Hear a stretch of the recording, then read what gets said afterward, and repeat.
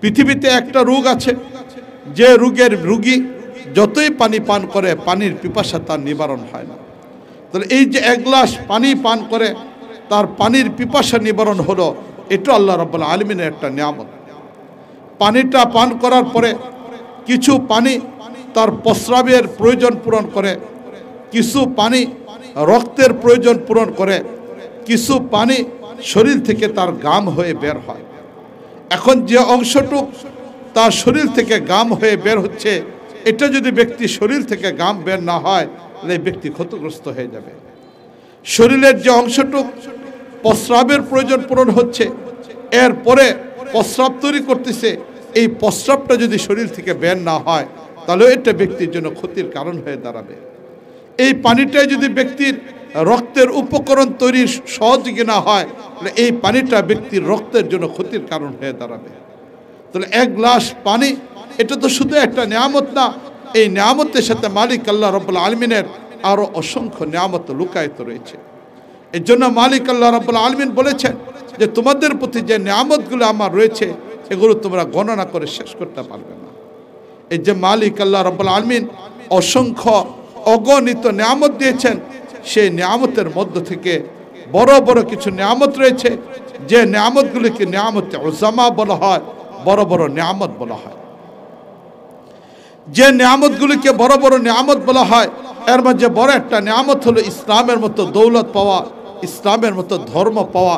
এটা মালিক আল্লাহ রাব্বুল আলামিনের অনেক বড় একটা নিয়ামত। এই ইসলাম এত বড় একটা নিয়ামত যেটা মালিক আল্লাহ রাব্বুল আলামিন আমাদেরকে দিয়েছেন।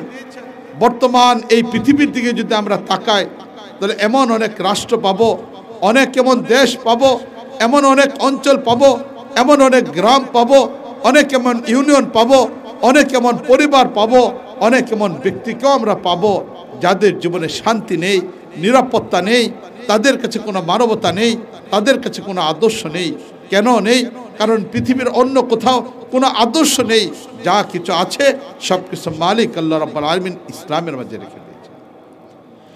এই পৃথিবীর বর্তমানে যত উন্নয়ন আছে, পৃথিবীর বুকে যত ধরনের ভালো আছে, পৃথিবীর বুকে যত কল্যাণকর বস্তু রয়েছে, সবগুলোর পিছনে মালিক আল্লাহ রাব্বুল আলামিন এই ইসলামের নিয়ামতকে রেখে দিয়েছে। ইসলামের ছোঁয়া ছাড়া পৃথিবীতে কোনো ভালো বস্তু নেই, ইসলামের ছোঁয়া ছাড়া পৃথিবীতে কোনো কল্যাণকর বস্তু নেই। পৃথিবীতে যত কল্যাণকর বস্তু আছে সব আল্লাহ রাব্বুল আলামিন ইসলামের মাঝে রাখছেন। সুতরাং যে ব্যক্তি ইসলামকে পায় নাই, যে ব্যক্তি দ্বীনকে পায় নাই, যে ব্যক্তি ইসলামের সাথে পরিচয় হতে পারে নাই, সে ব্যক্তি কখনো সফলতা অর্জন করতে পারবে না, কখনো কল্যাণের পথে চলতে পারবে না। ছোট্ট একটা উদাহরণ আমি আপনাদেরকে দিই, যেটা দিয়ে আমি ইসলাম এবং দ্বীনের মাধ্যমে আল্লাহ রাব্বুল আলামিন গোটা পৃথিবীতে কল্যাণ রাখছেন, এটা একটা উদাহরণ আমি আপনাদের সামনে পেশ করি। মুআজ্জাজ হাজরিন, আমার বাংলাদেশে 57টা নদী রয়েছে। এই 57টা নদীর মধ্য থেকে 52টা নদীর উৎস হলো ভারত। ভারতের সাথে আমাদের 52টা নদীর উৎস, ভারত হয়ে আমাদের বাংলাদেশে ঢুকছে। এগুলো হলো 57টার মধ্যে 52টা নদী। বাকি 5টা নদীর উৎস হলো চীনের সাথে। চীন হয়ে আমাদের অঞ্চলে 5টা নদী ঢুকছে, বাকি নদীগুলো আমাদের বাংলাদেশে ভারতের সাথে সম্পর্ক। এই নদীগুলো আমাদের বাংলাদেশে আছে। এর মধ্যে থেকে ভারতের একটা নদী যেটাকে গঙ্গা নদী বলা হয়। আমাদের বাংলাদেশের যেমন বুড়িগঙ্গা নদী ঢাকাতে রয়েছে, এই বুড়িগঙ্গা নদীতে ঢাকার সকল ময়লাগুলো পড়ার কারণে এই বুড়িগঙ্গা নদীর পাশ দিয়ে যাতায়াত করা যায় না। দুর্গন্ধ, পানিটা কালো হয়ে গেছে, দুর্গন্ধের কারণে আশেপাশের মানুষগুলো থাকতে পারে না। আমাদের বাংলাদেশের বুড়িগঙ্গা নদী যত নোংরা ময়লা পড়েছে, এর চেয়ে আরো বেশি পরিমাণ নোংরা হলো ভারতের সেই গঙ্গা নদী। এই গঙ্গা নদীটা দিল্লি হয়ে, হিমালয় হয়ে, হিমালয়ের সেই পাহাড়ের উৎস থেকে বের হয়ে দিল্লি হয়ে এটা কলিকাতা হয়ে আমাদের বাংলাদেশে প্রবেশ করছে। এই গঙ্গা নদীটা কলিকাতার যে অঞ্চলে এসেছে, এই জায়গাটা পুরা কলিকাতা শহরের ময়লাগুলো এখানে পড়ার কারণে খুব বেশি পরিমাণ পানিটা দূষিত, ময়লাযুক্ত, দুর্গন্ধের কারণে এই পানির কাছে যাওয়া যায় না। গঙ্গার পাশে হলো হিন্দুদের সবচেয়ে বড় শ্মশান, যেটাকে কালীঘাট বলা হয়। এই কালীঘাট এটা হলো হিন্দুদের সবচেয়ে বড় শ্মশান, মারা যাওয়ার পর যেখানে মানুষকে পুরা ফেলা হয়। এই কালীঘাটের পাশেই গঙ্গা নদীর বিশাল বড় আপনার গোসলের ব্যবস্থা করে রাখা আছে। হিন্দুরা যে যেখানেই থাকুক, হিন্দুর একটা ধর্মীয় বিশ্বাস হলো এটা, যে এই গঙ্গার পানি দিয়ে যদি সে স্নান করে, গোসল করে, তাহলে তার গুনাহ মাফ হয়ে যাবে। জীবনে যতই অপরাধ করুক না কেন, এই অপরাধ থেকে সে মুক্তি পেয়ে যাবে যদি মৃত্যুর পূর্বে অন্তত পক্ষে একবার গঙ্গার সেই পানিতে স্নান করতে পারে। এখন প্রশ্ন হলো, গঙ্গার পানি এত নোংরা, পুরা শহরের ময়লা পানি এখানে আসে। আমি নিজে কালীঘাটে গিয়েছি, সেখানে দেখেছি যে মানুষ গোসল করতেছে, শহরের ময়লা আবর্জনা সেখানে ভাসতেছে। এরপরেও সেখানে হিন্দুরা স্নান করে, গোসল করে। কারণটা কি? মানুষ বিজ্ঞান বিভিন্ন বস্তু নিয়ে গবেষণা করে, গবেষণা করতে গিয়ে গঙ্গার এই পানি নিয়েও গবেষণা করছে, ভারতের অন্যান্য নদীর পানিগুলি নিয়েও গবেষণা করেছে। গবেষণা করার পর দেখা গিয়েছে গঙ্গার পানির ভিতরে এমন কিছু উপকরণ রয়েছে যেটা অন্যান্য পানির ভিতরে নেই। বিশেষ করে গঙ্গার পানির মধ্যে রোগ নিরাময় করার উপকরণ রয়েছে। এই পানি দিয়ে যদি কোনো একজন ব্যক্তি নিয়মিতভাবে গোসল করে, তাহলে তার শরীরের মধ্যে রোগ প্রতিরোধের শক্তি বেড়ে যাবে। মানুষ যেমন ভালো খাবার খেলে তার শরীরে রোগ প্রতিরোধের শক্তি বেড়ে যায়। মৌসুমি ফল আল্লাহ রাব্বুল আলামিন রেখেছেন, প্রতি সিজনে আল্লাহ রাব্বুল আলামিন আলাদা আলাদা ফল রেখেছেন। শীতের সময় এক ধরনের ফল, গরমের সময় এক রকমের ফল, আবার এরকম বিভিন্ন সিজনে বিভিন্ন ধরনের আল্লাহ রাব্বুল আলামিন ফল রেখেছেন। এই ফলগুলো রাখার উদ্দেশ্য হলো এটা, সিজনের পরিবর্তনের কারণে মানুষের শরীরের মধ্যেও পরিবর্তন আছে। মানুষকে মাটির দ্বারা আল্লাহ রাব্বুল আলামিন তৈরি করছেন, এই মাটির শরীরটাকে সুস্থ রাখার জন্য। যেমন বিভিন্ন সময়ের ফলগুলিকে আল্লাহ রাব্বুল আলামিন তৈরি করেছেন, এগুলো যদি সে খায় তাহলে তার ভিতরে রোগ প্রতিরোধের শক্তি তৈরি হবে। নিয়মিতভাবে যদি মানুষ এক্সারসাইজ ব্যায়াম করে, তাহলে তার রোগ প্রতিরোধের শক্তি বেড়ে যায়। সকাল বিকাল যদি এরকম সে হাঁটাচলা করে, তাহলে তার রোগ প্রতিরোধের শক্তি বেড়ে যায়। তাহলে শুধুমাত্র গঙ্গার পানি এমন না, অনেক এমন কাজ আছে। পুষ্টিকর খাবার খাওয়ার কারণে, দুধ খাওয়ার কারণে, মধু খাওয়ার কারণে, ভালো ভালো খাবারগুলো খাওয়ার কারণে মানুষের শরীরের মধ্যে হৃষ্টপুষ্টতা চলে আসে, রোগ প্রতিরোধের ক্ষমতা চলে আসে। ঠিক অনুরূপভাবে গঙ্গার পানির ভিতরে রোগ প্রতিরোধের ক্ষমতা রয়েছে। কোনো ব্যক্তি নিয়মিতভাবে স্নান করলে, গোসল করলে গঙ্গার পানি দেয়া তার শরীরের ভিতরে রোগ প্রতিরোধের শক্তি তৈরি হবে। হিন্দুদের মূল বস্তু হলো, পূজার মূল বস্তু হলো যে হিন্দুরা শক্তির উৎস, যেখানে শক্তি পাওয়া যায় সেখানেই তারা পূজা করে। সাপের বিষ, সাপে দংশন করলে বিষ হয়, বিষের কারণে মানুষ মারা যায়। তাহলে এই কারণে মানুষ মারার শক্তি বিষ সাপের মধ্যে রয়েছে, এই জন্য হিন্দুরা সাপকে পূজা করে।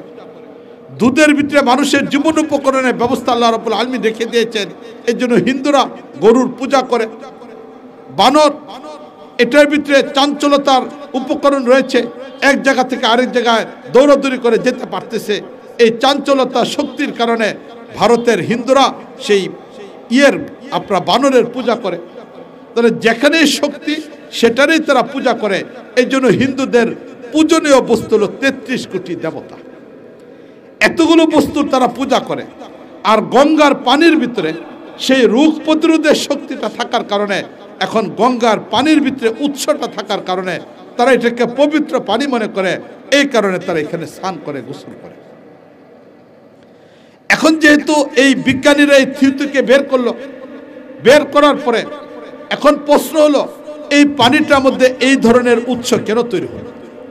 রোগ প্রতিরোধের এই শক্তিটা কোন থেকে আসলো, যার কারণে হিন্দুরা এটাকে পূজনীয় বানালো, মরার পূর্বে এখানে স্নান করে, গোসল করে? কারণটা কি?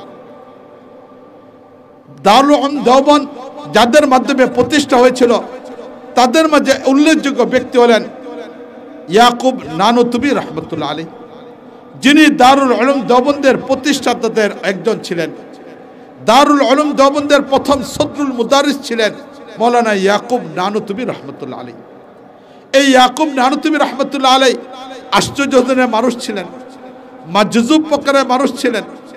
আল্লাহ রাব্বুল আলামিনের বিশেষ এক প্রকারের শ্রেণী, যাদের সাথে আল্লাহর গভীর সম্পর্ক, এমন এক প্রকারের মানুষকে তাসাউফের ময়দানে, পীর মুরিদের ময়দানে মাজজুব বলা হয়। ওনাদের মুখ থেকে কোনো কথা বের হলে আল্লাহ রাব্বুল আলামিন সেই কথাগুলিকে পূরণ করে দেন। এমন একজন উল্লেখযোগ্য ব্যক্তি ছিলেন ইয়াকুব নানুতুবি রহমতুল্লাহ আলাইহি।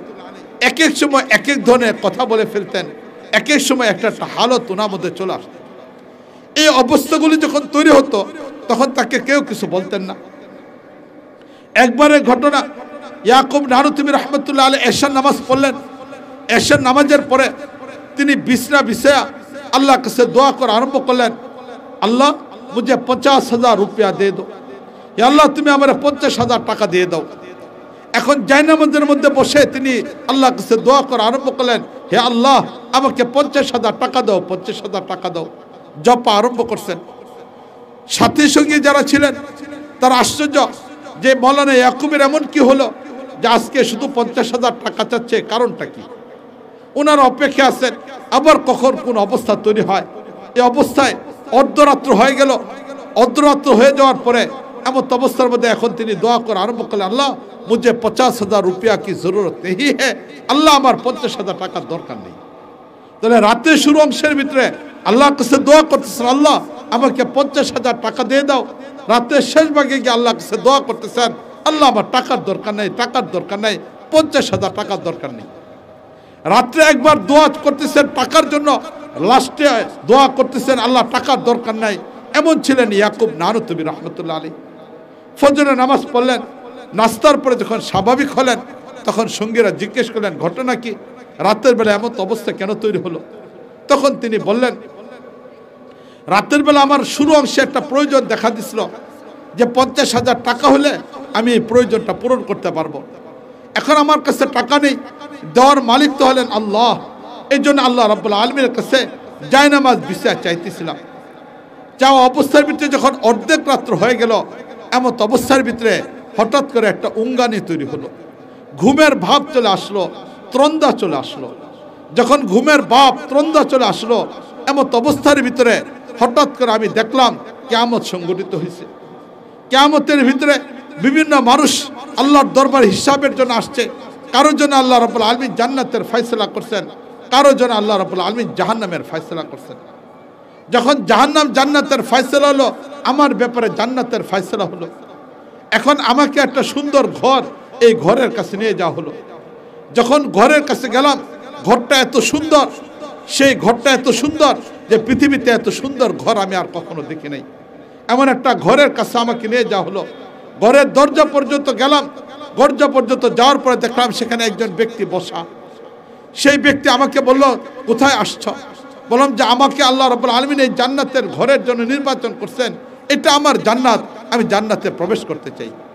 তখন এই ব্যক্তি বললেন যে হ্যাঁ, মালিক হয়তো আল্লাহ রাব্বুল আলামিন তোমাকে এই ঘর দিবেন, তবে এটা তোমার মৃত্যুর পরে। এখনো পর্যন্ত তুমি মারা যাও নাই, তাই তোমার জন্য ঘর তো বরাদ্দ আছে, কিন্তু মৃত্যু ছাড়া এখানে প্রবেশ করতে পারবে না।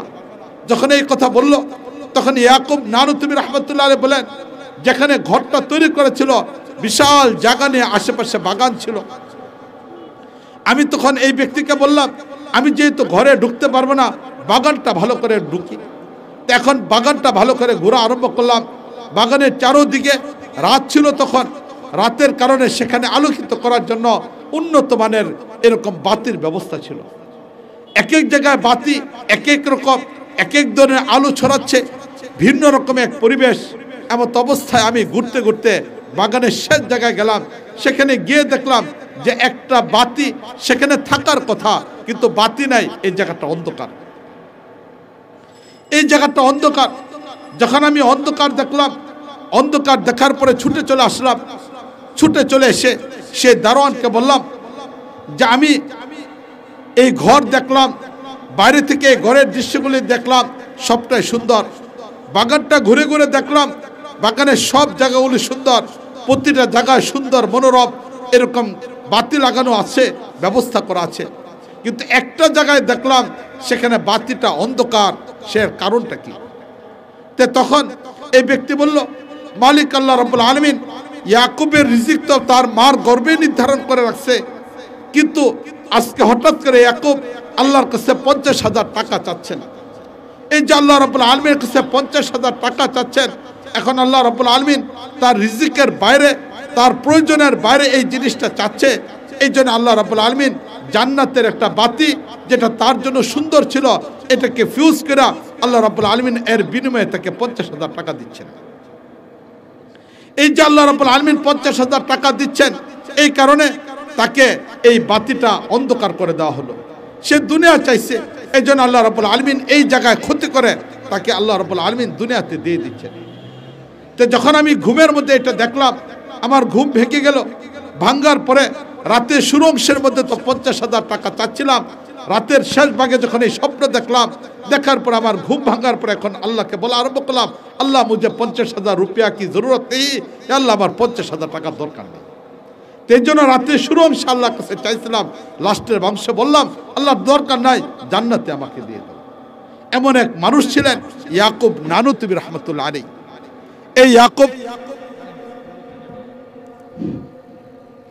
এই ইয়াকুব নানুতুবি রহমতুল্লাহ আলাইহি এমন আল্লাহ রাব্বুল আলামিনের সাথে গভীর সম্পর্কের এক মানুষ ছিলেন।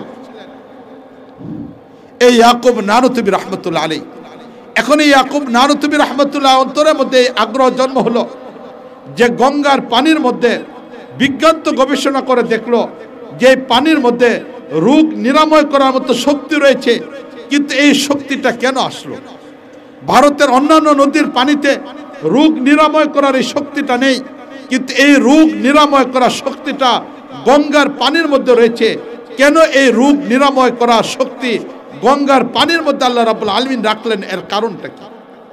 এই বিষয়টা ওনার চিন্তার মধ্যে আসলো। এই বিষয়টা চিন্তার মধ্যে আসার পরেই ইয়াকুব নানুতুবি রহমতুল্লাহ আলাইহি তিনি এখন ঘরের দরজা বন্ধ করে ফেললেন, রোজা রাখা আরম্ভ করলেন। সারাদিন রোজা রাখেন, ঘরের দরজা বন্ধ করে আল্লাহর দরবারে কান্না করে আরম্ভ করেন।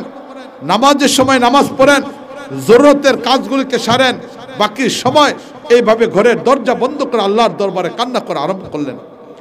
যেহেতু তিনি মাজজুব ছিলেন, আল্লাহর বিশেষ এক প্রকারের পাগল, আল্লাহর এক মাহবুব বান্দা, আল্লাহ প্রিয় মানুষ ছিলেন, এভাবে আল্লাহ রাব্বুল আলামিনের দরবারে কান্না করার কারণে দীর্ঘ 1 সপ্তাহ 10 দিন পর্যন্ত কান্না করলেন।